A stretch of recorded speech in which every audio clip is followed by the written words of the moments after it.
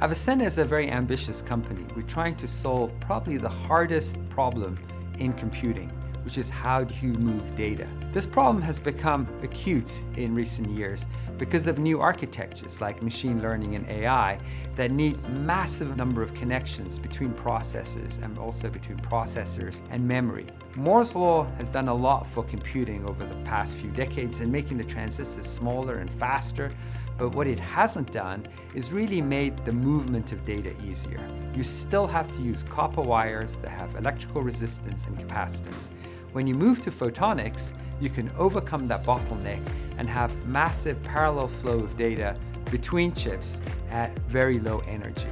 For decades, people have dreamt of doing that I/O optically, but there hasn't been a good way of integrating lasers with silicon, having a good light source and a good receiver on silicon chips. And what Avicena has done is taken the humble LED and made it a lot faster.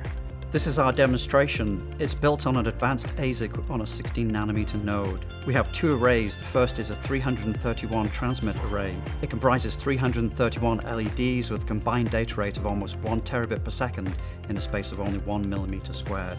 After the data travels through the fiber bundle, it's focused onto an array of 331 photodetectors. Avicena has developed these micro LED arrays up with fiber cables with multiple fibers, detector arrays which serve the purpose of detecting the signals in the multiple channels. Before this, I think no one would have thought that LEDs could function at the speeds that Avicena has demonstrated. And I think finally, after many years of false starts in optical interconnects, I see the potential for real success.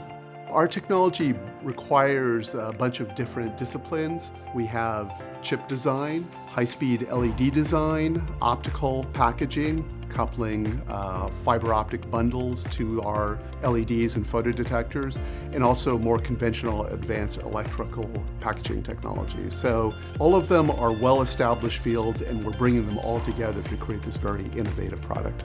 It's, I think, the world's lowest energy and densest optical transceiver chip ever made. It does a terabit per second at about a picojoule per bit. And this demonstration's created some waves in the industry. We have the biggest companies in our space coming to us, asking us to work with them to develop custom products or help us define specifications. Usually when you're a startup, you have to work your way up to those tier 1 companies. But in this case, because our technology is so compelling, they're coming to us. And that's very, very exciting.